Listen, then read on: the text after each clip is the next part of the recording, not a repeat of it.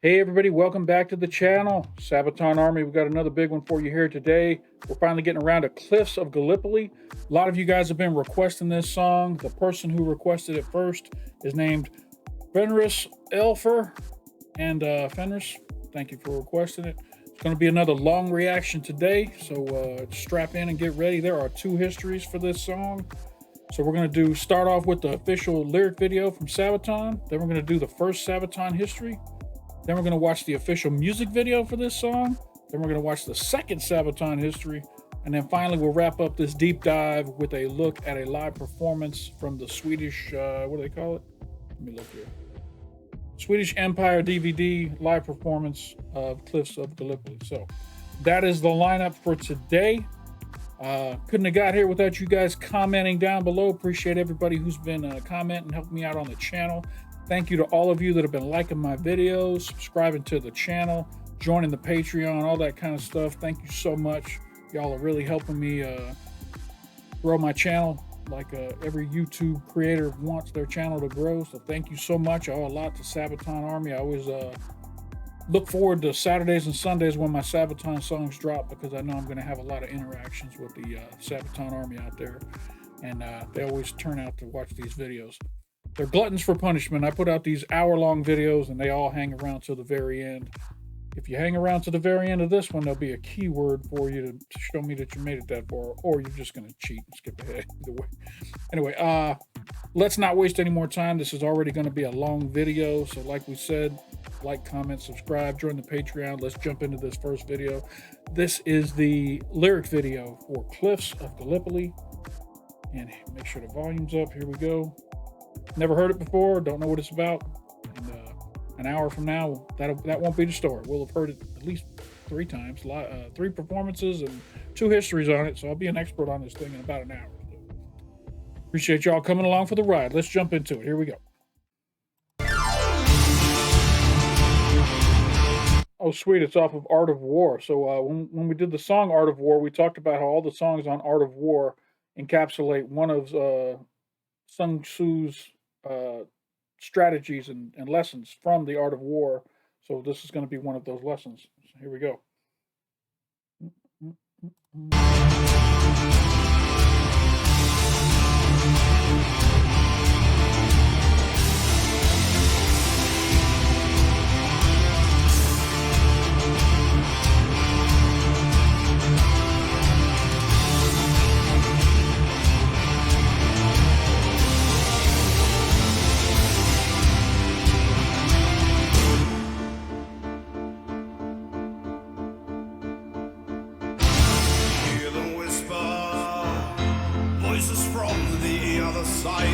Hear them calling for the thoughts of friends arrested time by time.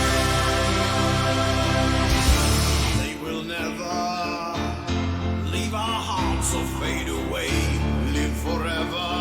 There was far too young to die such a way.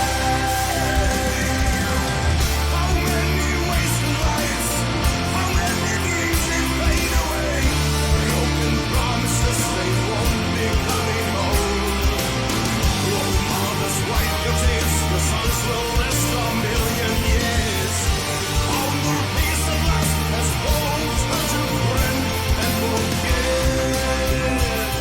And they knew they'd die. Gallipoli.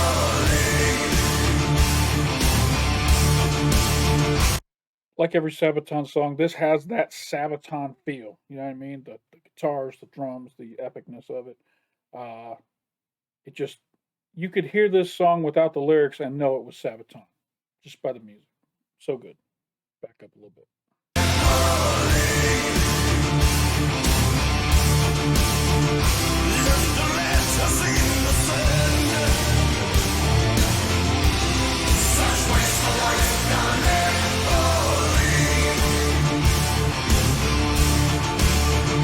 Dreams of freedom turn to dust.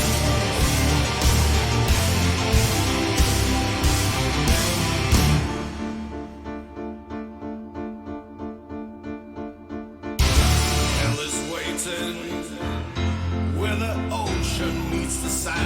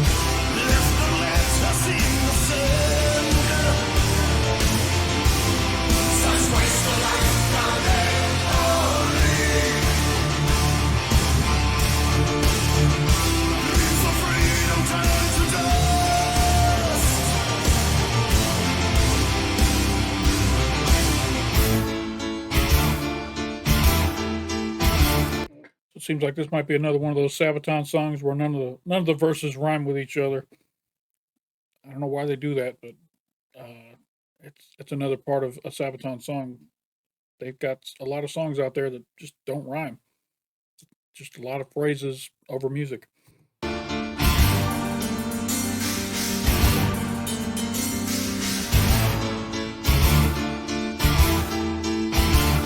This arrangement is really good, though. It's got a lot of different instruments in it that we're not used to hearing in Sabaton songs. I hear a piano. I almost feel like I hear an orchestra and a choir in this in the background.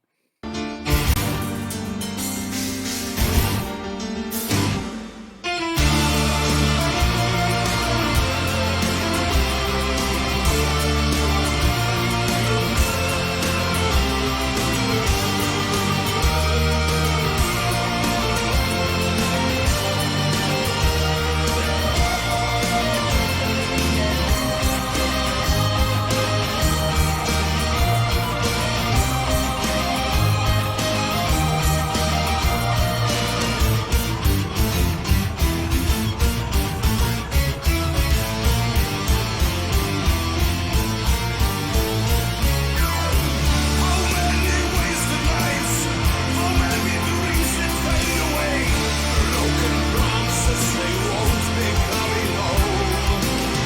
Oh, mountains, wipe your tears, your sons will rest a million years. All the peace at last has all turned to friend and forget.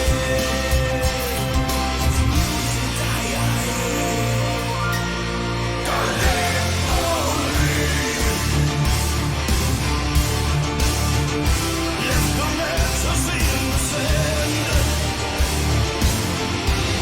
Such waste of life, Gallipoli.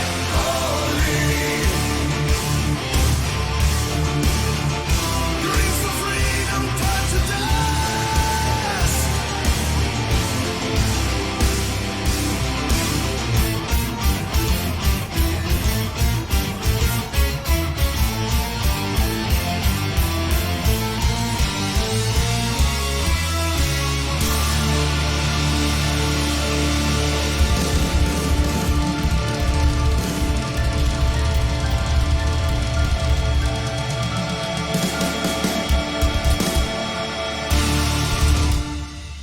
All right. All right. So, first impression, the music is like a 10 out of 10. The lyrics are like a 5 out of 10. This is another one of those Sabaton songs where it feels like they had a whole bunch of phrases written on paper and they threw them all in a hat. And then the band started playing the song, and Joachim just reached in and pulled out a phrase and spoke it, and then reached in and pulled out another one. None of it, none of it rhymes together. The schemes don't work, and that takes away from a song sometimes when they do stuff like that. Sorry if this is one of your favorite songs, and I just kind of took the Mickey out of it or whatever. But I have a feeling, like most Sabaton songs that are like this, by the time I go through the history and find out what the song's all about, it's gonna my opinion of the song's gonna raise. But right now, you know, this is one of those Sabaton songs that I just can't follow, can't sing along to it because it just doesn't flow like a lot of their other great songs do. So let's go ahead and jump into the first history lesson. And we got Joachim and Indy Nidell here. This is episode 32, Cliffs of Gallipoli, part 1. And here we go. I'm Indy Nidell, And I'm Joachim from Sabaton. and this is Sabaton History.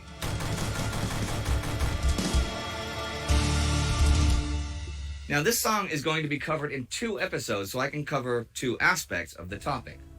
Gallipoli. For 8 months in 1915, that name was headline news worldwide. And our song, Cliffs of Gallipoli, is a tribute to the men who fought and died there.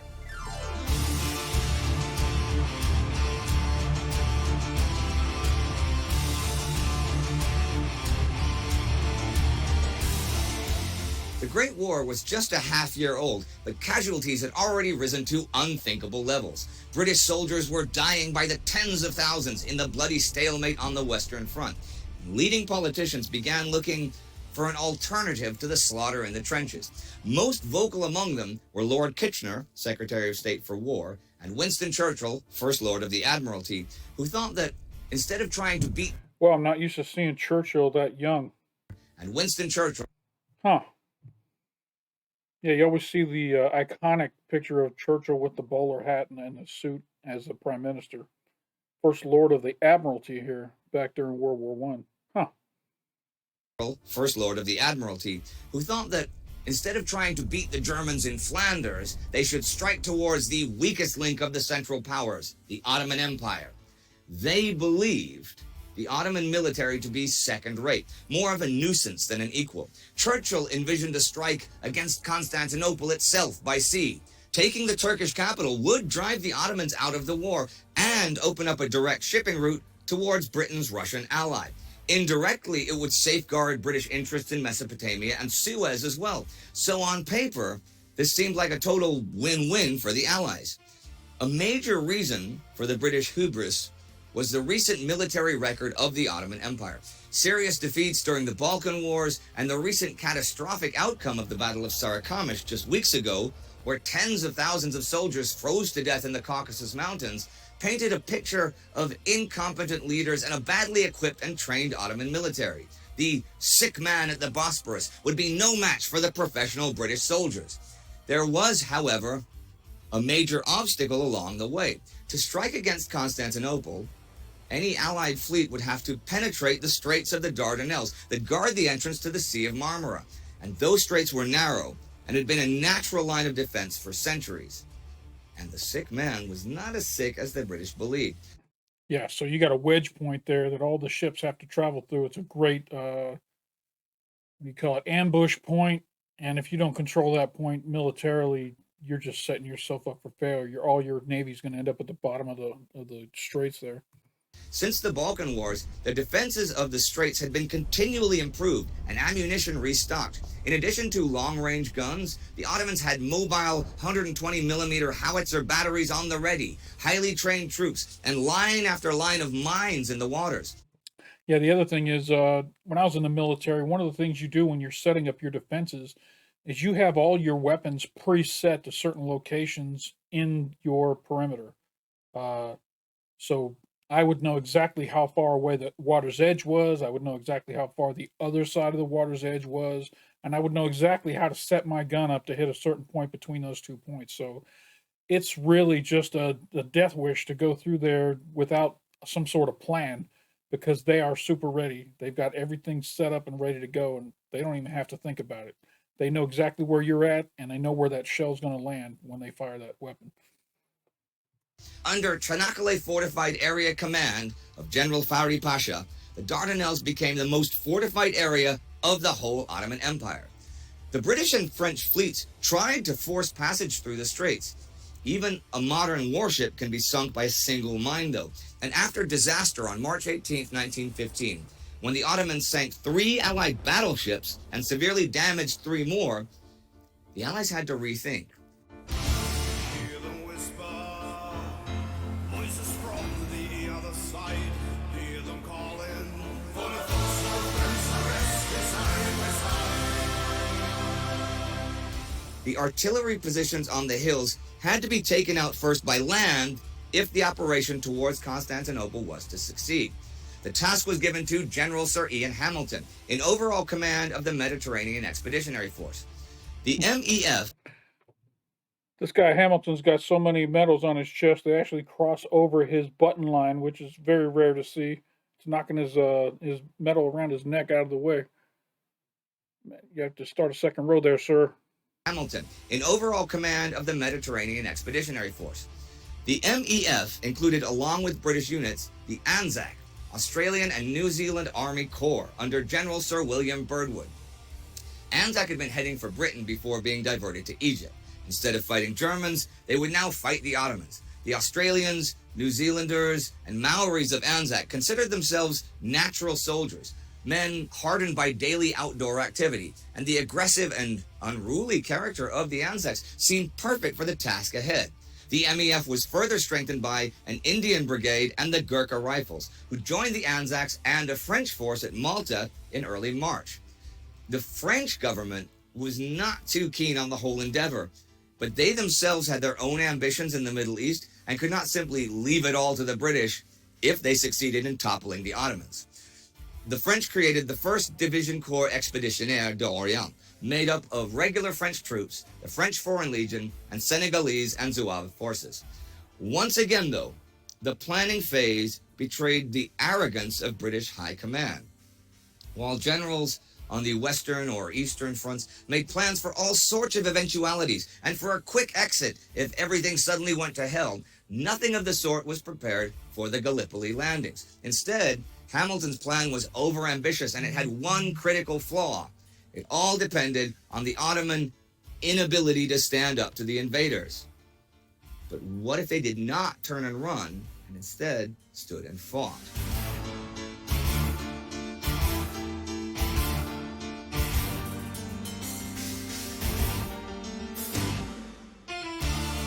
The German influence over the Ottoman forces was personified by General Otto Liman von Sanders in command of the Fifth Army at Gallipoli. Ever since the naval attacks, it was thought that an invasion might take place.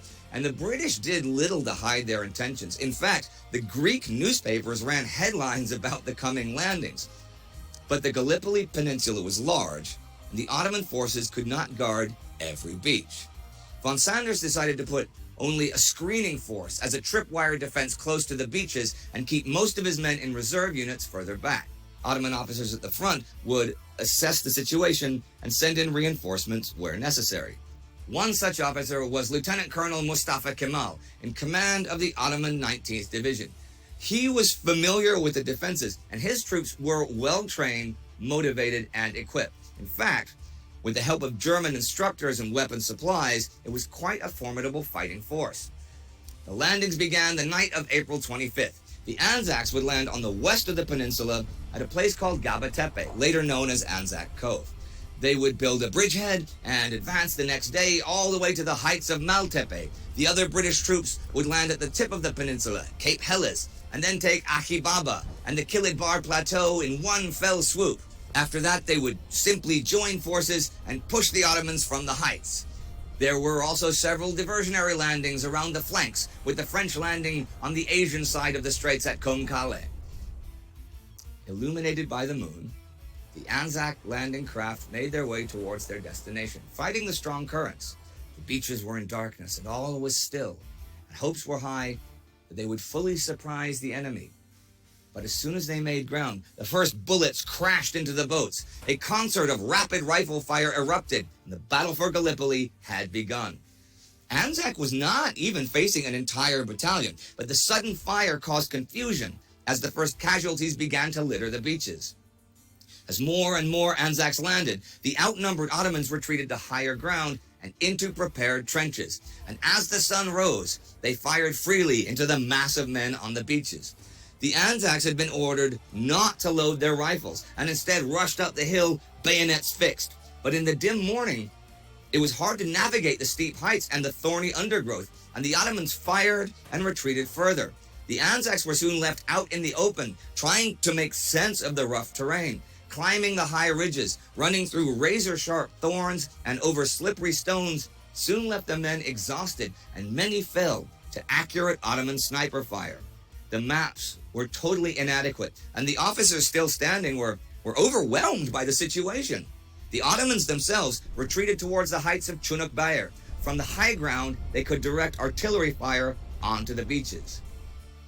Mustafa Kemal was among the first to understand that the landings at Anzac Cove were not a diversion, but were the real deal. He ordered his division to Sari Bair, the highest point on the peninsula. But while he himself was trying to get a better view of the situation, he saw exhausted men flooding back from the fighting. Upon ordering them to stop, they declared that the Anzacs were moving up and they themselves had no ammunition left.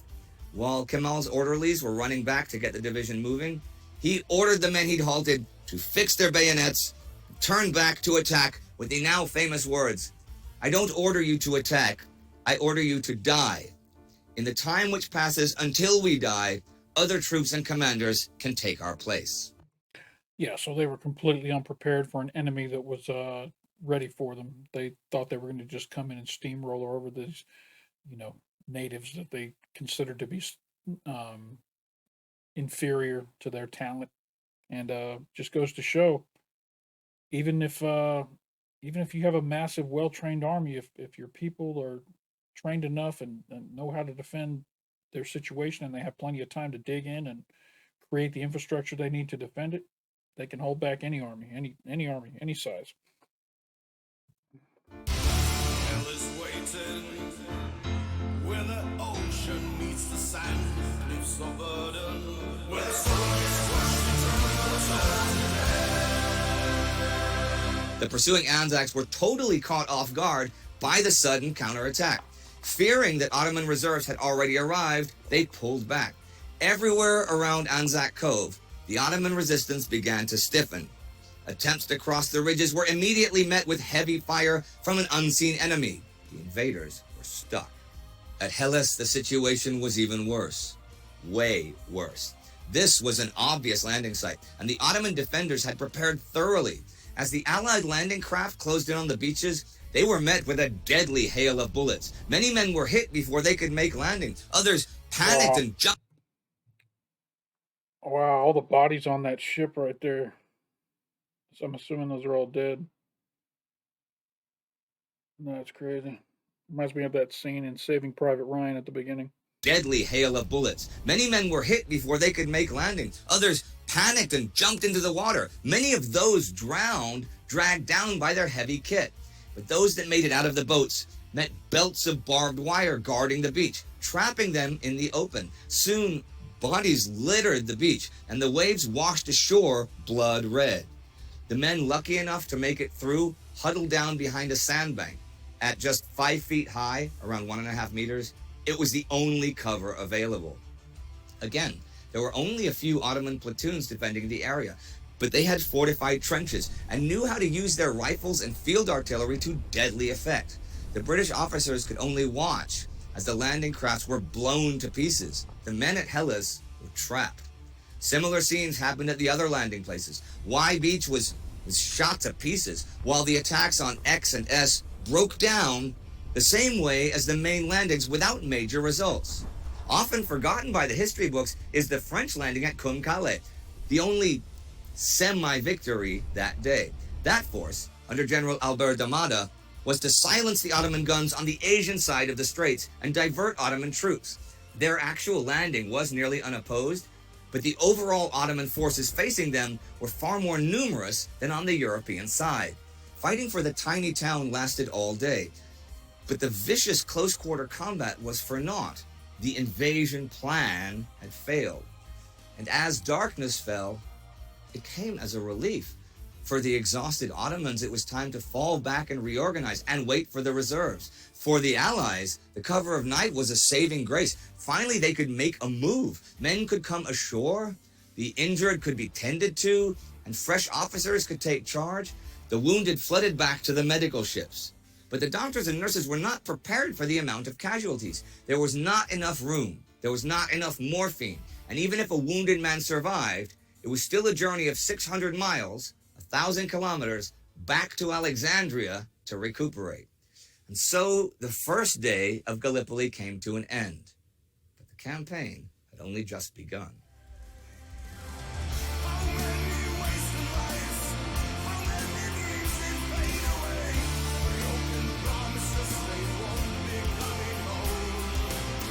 So, Joachim, tell us a little bit about the musical side of Cliffs of Gallipoli. Well, that's a good question, Joachim, because it's actually a song that took a long time to write. I started writing it in 2006, and it's actually one of those projects. Sometimes you start writing a song, and it takes a while before you get it done or finish it. But in many cases, it's been lying dormant. You haven't been working actively on it. In the case here, though, I think I constantly wrote on that song almost every day for 2 years. Oh, I feel bad for criticizing the lyrics. Joachim worked for 2 years writing this, and it came out like it did. I don't write songs. I'm not a songwriter, so I can't criticize someone who is a songwriter for doing his craft. I just know as a song listener, this song has some issues when it comes to tying all the lyrics together. So, Joachim, if you ever see this video, I'm sorry for criticizing your writing on this. I just, got to be honest. Like, okay, so the finished released version, does it sound very different from when it came out? Oh, yes and no. I mean, I don't know how many songs. I mean, all the parts that were taken away for that song probably could consist of 2 more songs in it. You know? Wow. Same thing for Bismarck, actually. It's probably 3 songs worth of writing in there. It didn't take as long, though. But with Cliffs of Gallipoli, I just felt that I had something special going on. And it's not a typical Sabaton song at all. Well, you know, you get these, you fall in love with some of your projects a little bit more. Right. And sometimes a little bit too much. This is one of those cases. So he's saying he did have a longer song with more lyrics, and he stripped some of that away to come up with this final, you know, what we now hear as the song. Maybe it was better when it had more lyrics. Maybe it tied together more when it had more lyrics. Again, come at me in the comments. I'm ready for you. I really felt it was something I wanted to make perfect, as good as I could. And for once, I actually think I couldn't have done it any better. Probably someone else could, but at least I couldn't. And it's one of the few times where a guitar solo I wrote ended up on the album. Aha. Now, did you write the music and the words, or did you just write the music and the words? The lyrics was written with me and Per together. Okay. Yes, really one of the most fantastic stories. And you know, in most cases, we actually get to visit the sites we sing about after we've done the song. Oh yeah, sure. And in this case, when we came to Gallipoli the first time, that is spooky because it's like paradise. Yeah. It's so beautiful there. Yeah. And then you think, you know, you're walking around, where are the trenches? And then you almost fall and break your leg. It's like, okay, I guess there are the trenches. Well, that's such a different contrast in the same war. Like, you know, we've talked about, and we visited together, like locations on the Western Front at Verdun and stuff. And it is really somber. And it is, and you feel that there's been war here. But when you're like overlooking the Dardanelles and stuff, I mean, it's just fantastically beautiful. You don't think, I mean, there's earthworks and that they've rebuilt, and there's some physical buildings and defenses, but you don't see it unless you're thinking of it, that this was a place where thousands upon thousands of people died in horrible conditions. No, I mean, and I also think that I would have done things differently. I mean, if me and Per had been there and seen that, we would have built in some parallels of, you know, the contrast of then and now in a way. Oh, that'd be very interesting too. Well, maybe you could write another song about Gallipoli. Yeah, I mean, this one gets 2 episodes, so maybe we should cover it again. And you've got all that extra music that didn't make the final. So you've got that is actually a really brilliant idea. So you've made Cliffs of Gallipoli. This could be like the bays of Gallipoli, or the sea of Gallipoli, or the Dardanelles. The shores of Gallipoli. Shores of Gallipoli. I see. All right. So on your second album, Great War Part 2, that's going to come out. Your 90s R&B album comes out in 2020. Yes. That's going to have Shores of Gallipoli on it. Oh, please make a Sabaton 90s R&B album. Yes, a trap beat. Cool, man. All right.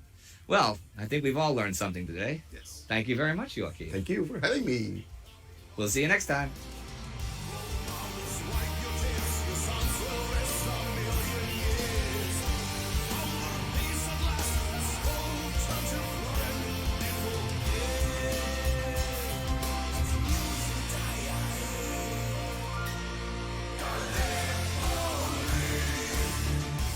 All right, and here's some cool stuff going. We're gonna do our older albums with the History Channel editions. That's got indie speaking.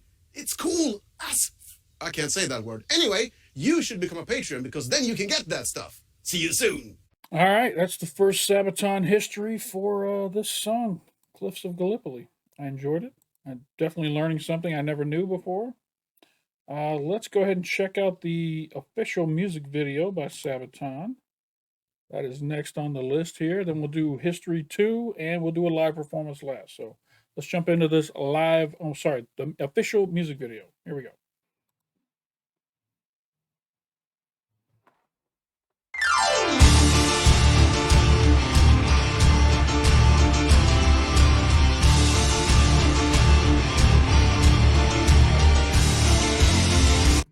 First off, you can tell it was a while back because the video quality seems to be pretty low.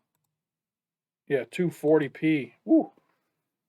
Well, we're all going to enjoy it together in 240p.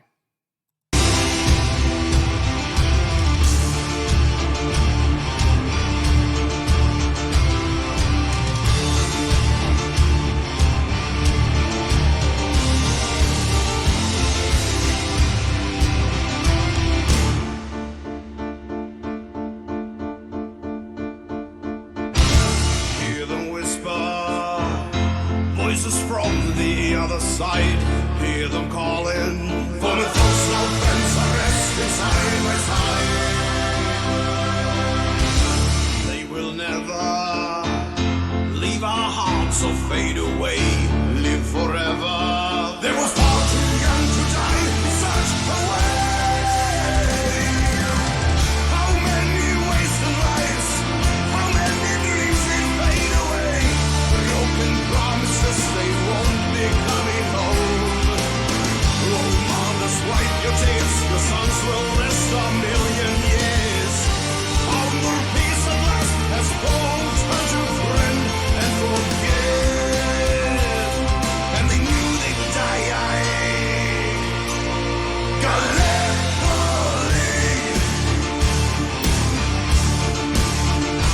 left the letters in the sand. Such waste of life, Gallipoli.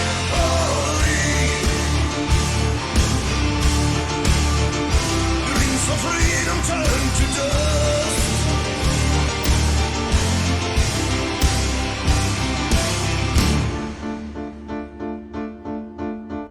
So it's interesting, the music video choice. Obviously, they're going to shoot the band performing this whole song one time in that one spot where they're at.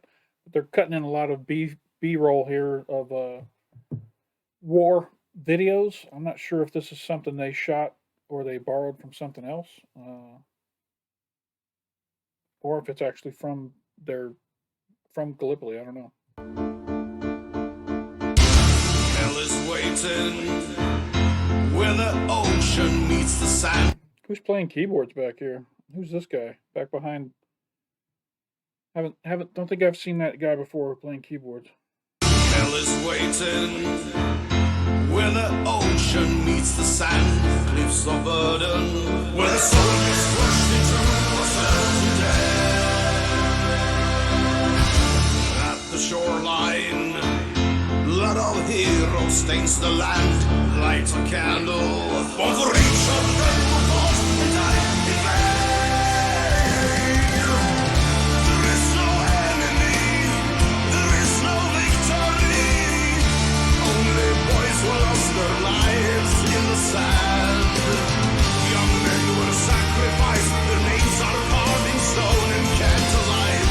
And forever we will honor the memory of them. And they knew they would die. Gallipoli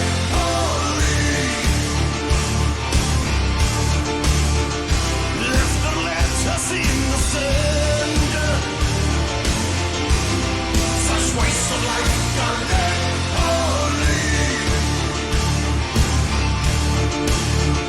Dreams of freedom turn to dust.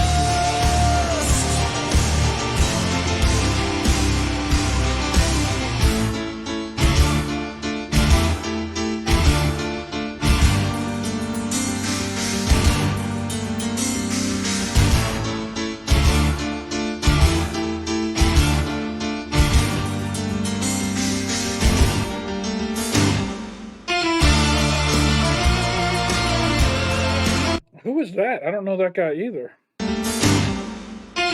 This guy here.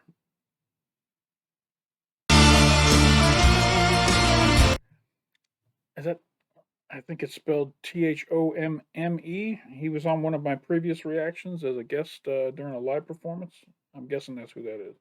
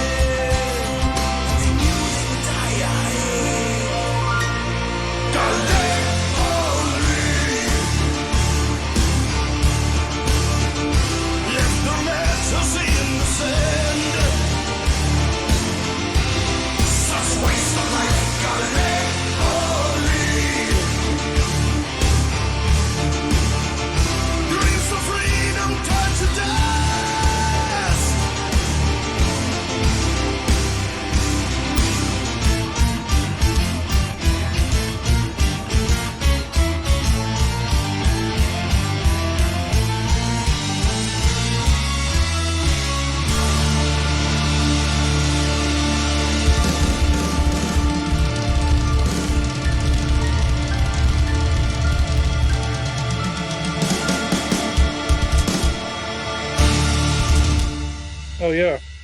The drums at the end, they were amazing. Was Hannes was Hannes with the band during these times? When it was this young? I do not know. All right, we jump into Cliffs of Gallipoli Part 2. And this has Pear from Sabaton and Indy Nidell. Looks like the same day. He's got the same shirt on he had when Joachim was there, so they must have just swapped out for this Part 2 here. This is Sabaton History number 33, Cliffs of Gallipoli Part 2. Here we go. I'm Indy Nidell. And I'm Per from Sabaton, and this is Sabaton History.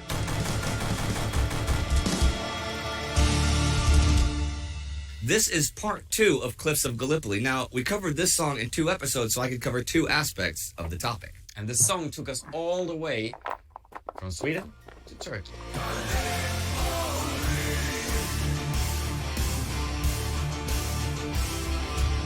The initial Gallipoli landings, which we covered in part 1, had been both a tactical and strategic failure.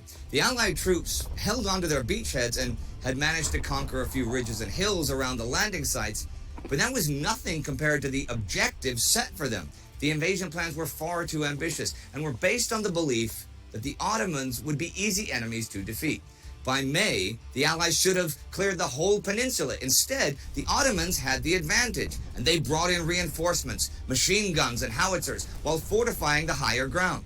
German General Lehmann von Sanders had had time to read the reports of his Turkish officers and commit his reserves. And although their localized counterattacks were stopped by the invaders, it was clear that they would not just sit and remain passive forever. On the night of May 19th, the Ottomans gathered a large force of fresh reinforcements from Constantinople and Smyrna under Esad Pasha. Thousands of cheerful young men, praying for God's help, went over the top towards the enemy. But the Anzacs facing them had been well aware of the build-up to the attack. As daylight broke, 10,000 casualties littered the narrow fields of no man's land, piled on top of one another. Like everywhere in this war, the firepower of entrenched machine guns and determined riflemen had created an impassable wall. And the Ottomans learned a lesson by blood. Never again here would they try to attack on such a large scale, and instead would focus on smaller skirmishes, raids, and their relentless snipers.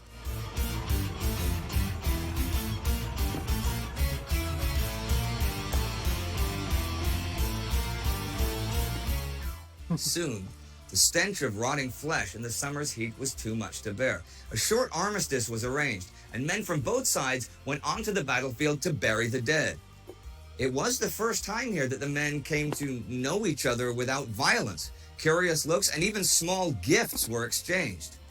Trench warfare set in on the Gallipoli Peninsula, and soldiers on both sides realized they were going to be there for a while.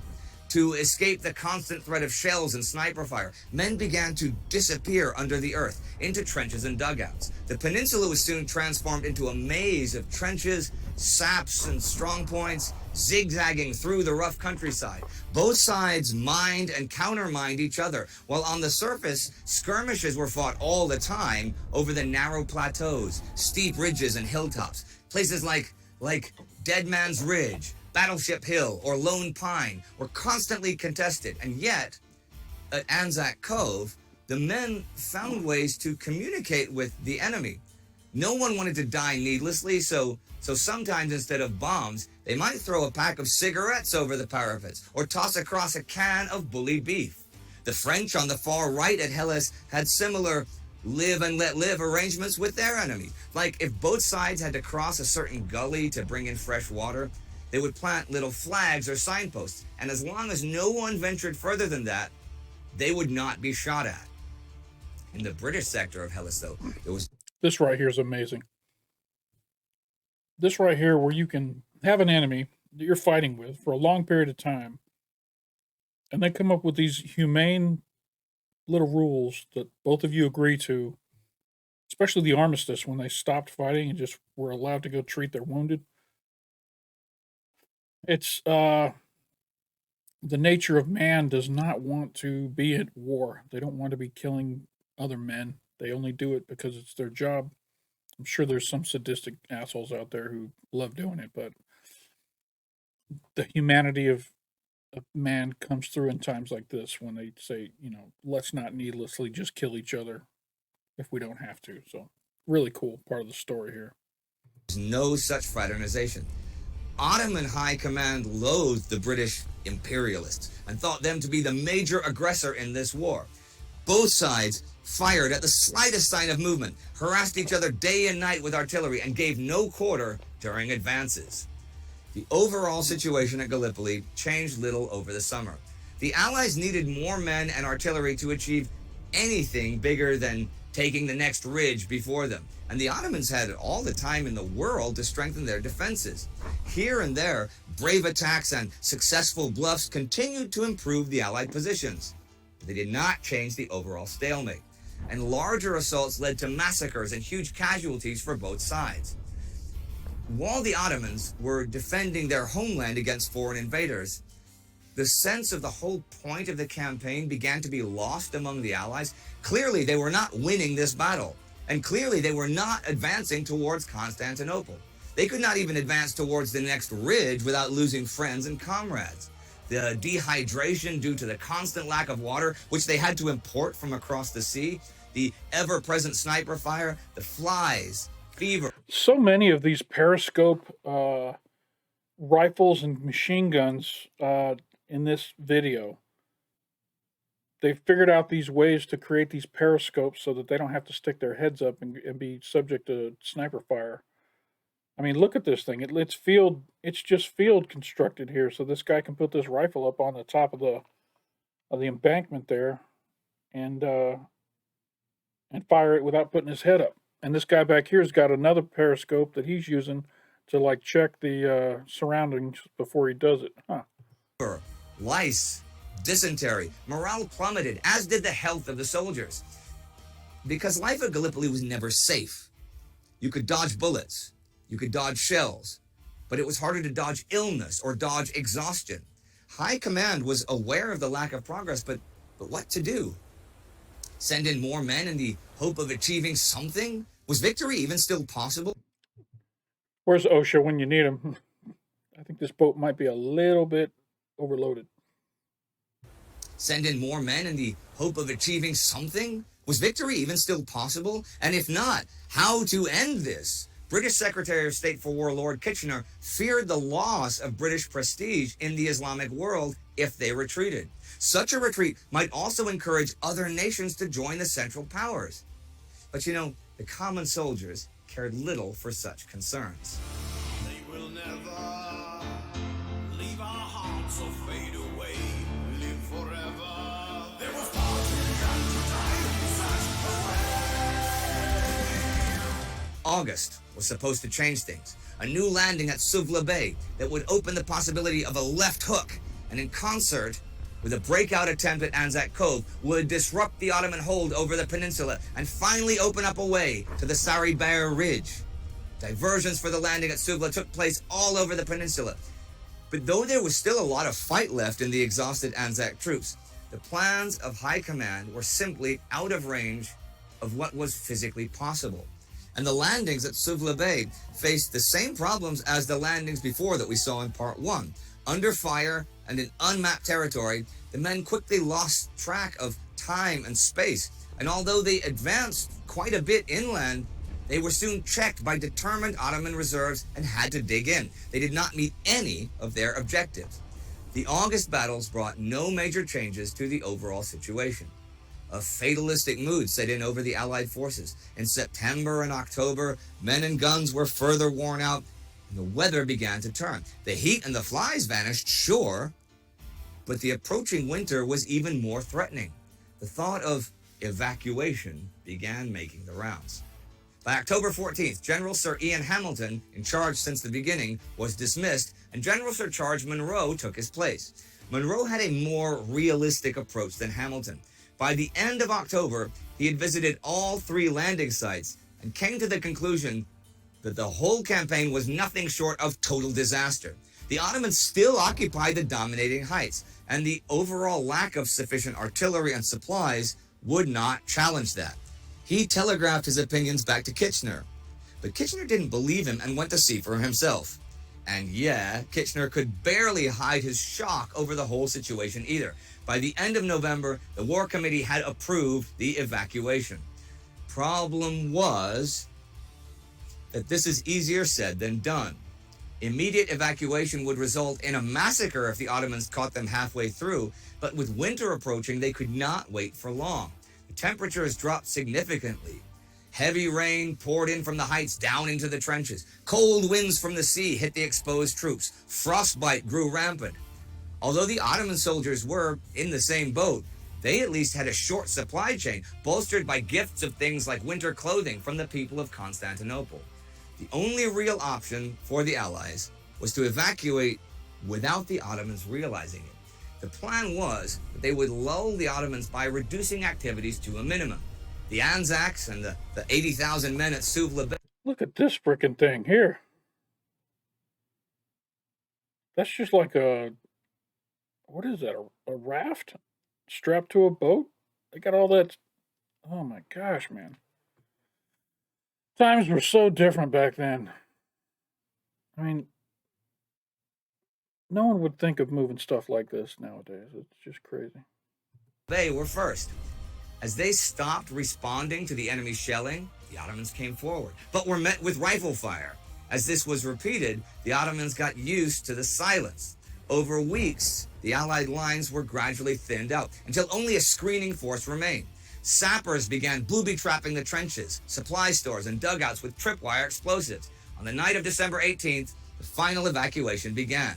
The Ottomans suspected nothing and, in fact, were only alerted by the fire and explosions as the last men set the fuses.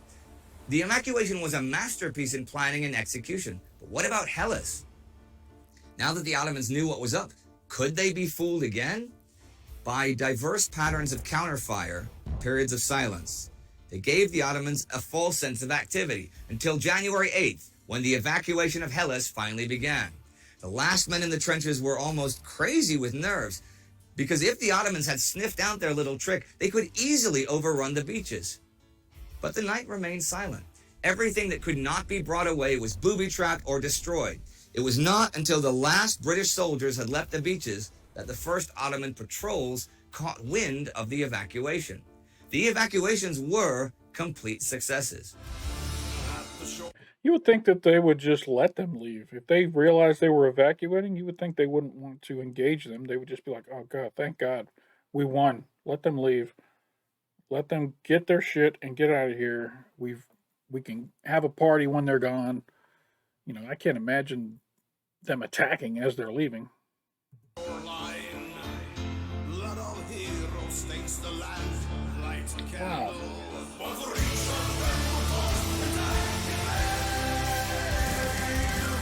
The full story of this battle, the Dardanelles, is clad in many tales and legends, which I encourage you to look up for yourself.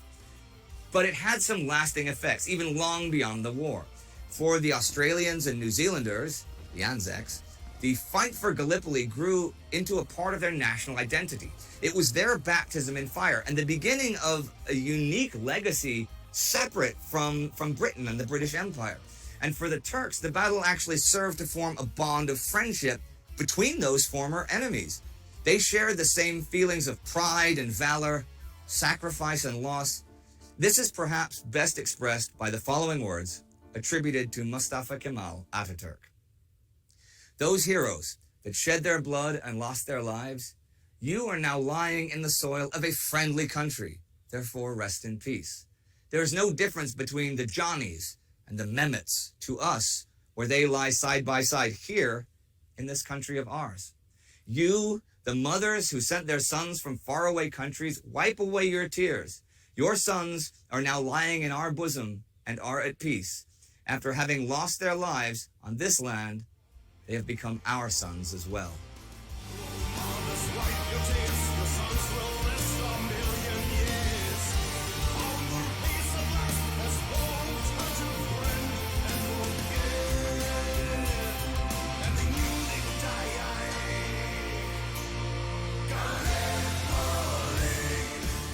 Now, at the very beginning, you said this song took us from Sweden to Turkey. Can you tell them a little bit about that? Yeah, the whole idea, I mean, we get a lot of emails like, write a song about this, write a song about that. But when it actually came to Cliffs of Gallipoli, we were playing a show in Netherlands. In the Netherlands? Yes. Okay. And a guy came, he was a songwriter, a songwriter doing several big artists in Turkey. Okay. He explained that I have an idea how you can write a song about something that you probably never heard about. And it's about my home country, Turkey. Okay. And a battle that took place there. And it will fit totally to your music. This guy came prepared and he gave me this whole bunch of papers. Yeah. But you knew the name Gallipoli before or no? Had you heard? No. I mean, this is a song that has many years in the making. Right. It became like something for Turkish people. This was very important. Yeah. It is important for the Anzacs as well, for Australians and New Zealanders, And forming that friendship between the enemies, between the Turks and the Anzacs. That was one of the things that inspired us from the beginning, like the speech about the Turk. Sorry, I want to read this.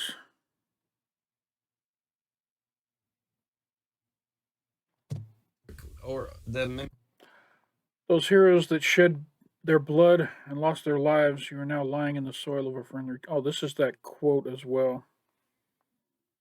Yep, okay, this is that quote they told us earlier. So, yeah, let me look at the band members here. I recognize, obviously, Joachim and Per. Damn, these other four guys, I don't recognize at all. Yeah, this was been very early Sabaton when this song came out. All right, here we go. memorial wall, Right. where it says that here no nationality needs to be mattered because here we are all brothers. This stone was very important in the inspiration for writing the song.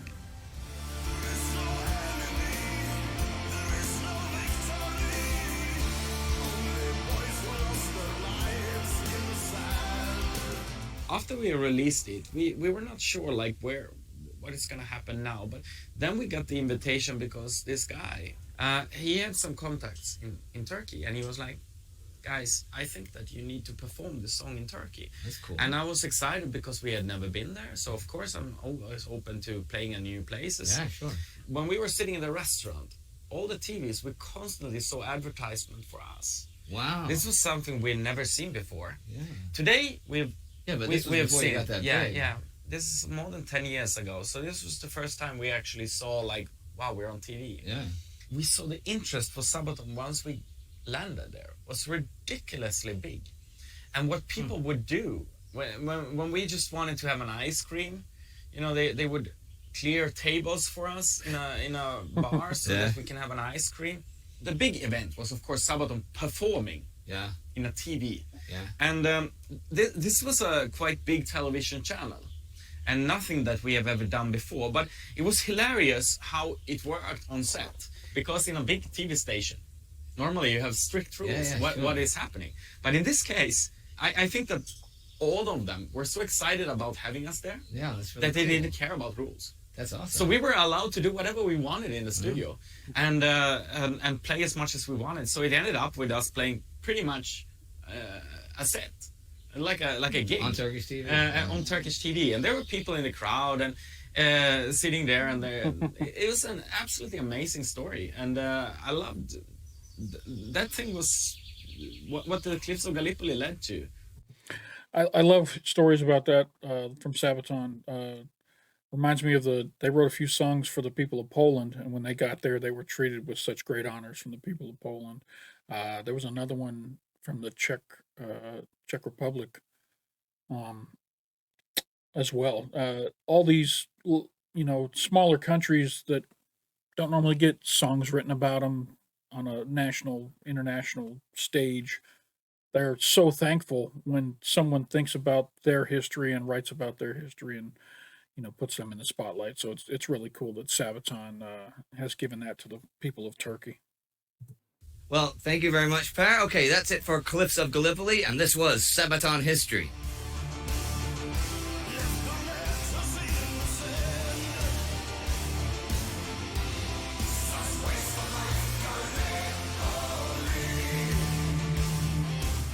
So that's it for this week. And if you become a Patreon on some of the levels, you have a possibility to get a special edition of the Sabaton new album and all their previous albums.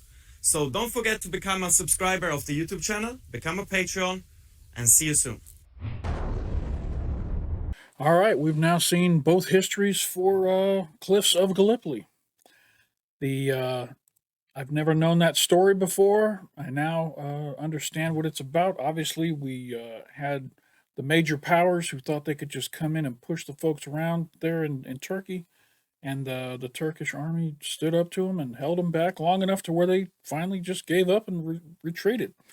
There were a lot of lives lost in the meantime on both sides, and ultimately, when it was all said and done and it was all over, Turkey honored, folks from both sides that passed away, and Sabaton wrote a great song about it. So, all right, let's check out this live performance. This is from the Swedish Empire DVD. The crowd looks amazing already, super hyped, and let me make sure everything's set here. 360p, a little bit better quality, volume going up. And here we go. This is the live performance of Cliffs of Gallipoli by Sabaton. Dziękuję bardzo.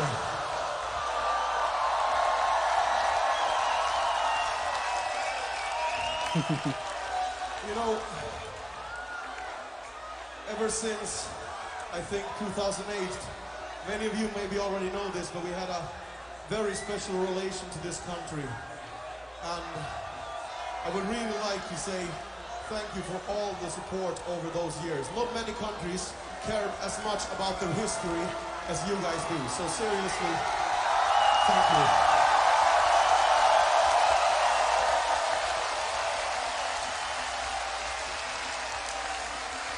Let me look and see if I can see where this was from so I know who he's talking to.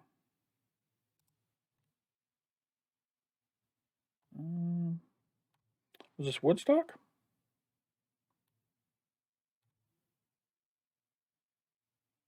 Well, this was Poland. Yeah, Poland. Poland crowds turn out like crazy. So yeah, I get it now. So, have you heard of an album called The Art of War? The Cliffs of Gallipoli!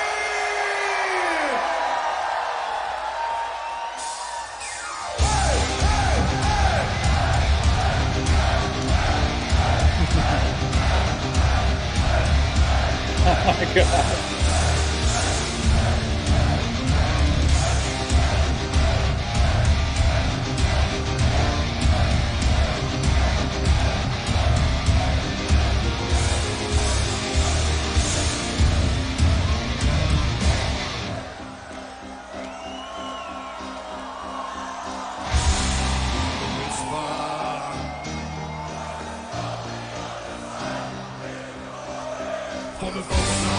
Hell yeah.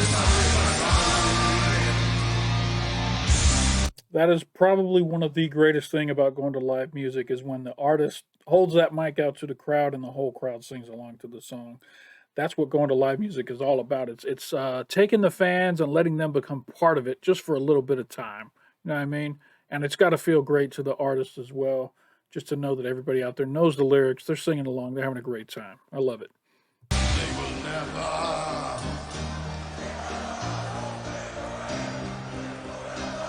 They will fall too young to die away. How many wasted lives? How many dreams did fade away? Broken promises they won't be coming home. Oh, now just wipe your face. His arms will rest a million years. How the peace of love has spoken such a threat and forget. And he knew they would die.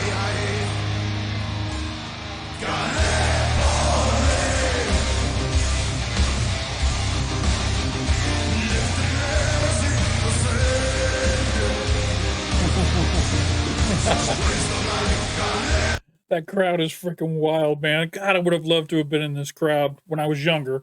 Can't be in there now. All my joints and bones would be broken and aching being in a rowdy crowd like this, but it looks like so much fun. Dreams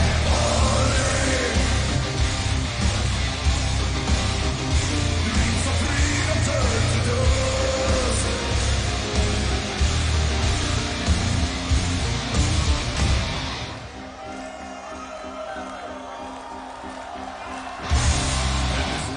in. Where the ocean meets the sun, commits a burden. Where the soldiers rushing through a certain death. At the shoreline, blood of heroes stains the land. Light a candle, while the reeds of them pour up the dying day. There is no way, there is no victory. Only boys who lost their lives in the sand. Young men who were sacrificed, the names are carved so they can't be alive. And forever we will honor memory of them. And we knew they would die. Woodstock.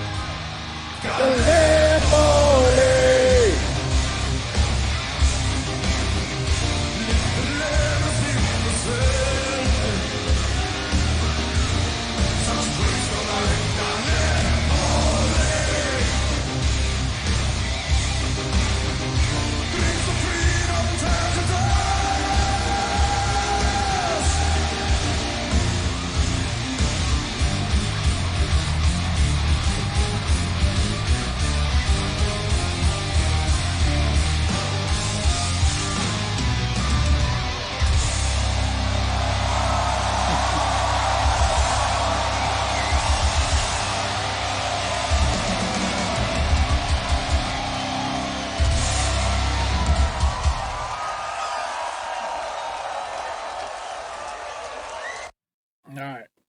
Well, that was a blast. Anytime we see any kind of performance of that Woodstock performance in Poland, it's just mind blowing. Those guys know how to come out and party over there in Poland.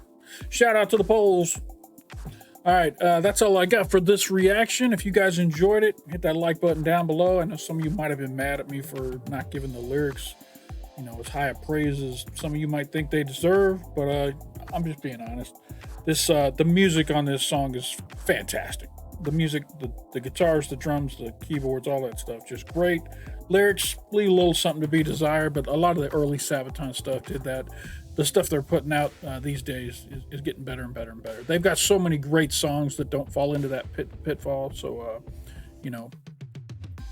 Sabaton doesn't have to hang their head over, growing. They grow. They've gotten better over the years, and this is one of those songs that's not in my top 10. Let me just say that. I've got a top 10 Sabaton song list. This one does not make it into the top 10. It's a pity too. The music is amazing on this. The story's great too. I never knew the story about this particular battle, and all the poor souls who lost their lives for nothing. They didn't get anything out of it. They just pretty much gave up and said, all right, well, we got to try something else. So all those poor souls who lost their lives, You know, that's the nature of war, and it sucks. So if you enjoyed this video, hit the like button down below. If you're not already subscribed to the channel, I've got over 40 Sabaton reactions on my channel. Go check them out. I've got a playlist for Sabaton. You can see any of your favorite songs on there. If you're not already subscribed, hit the subscribe button. If you're the type of person that likes to support small channels trying to grow, I got a link up here for the Patreon. Thank you to all my patrons. You guys are helping the channel grow.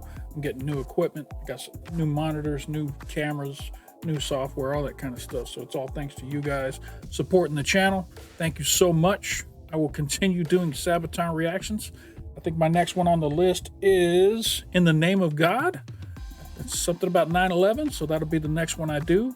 Probably recording it here in about 30 minutes. And, you know, that's what's going on over here at Touchy Reactions. I appreciate y'all stopping by. Don't forget to come on back.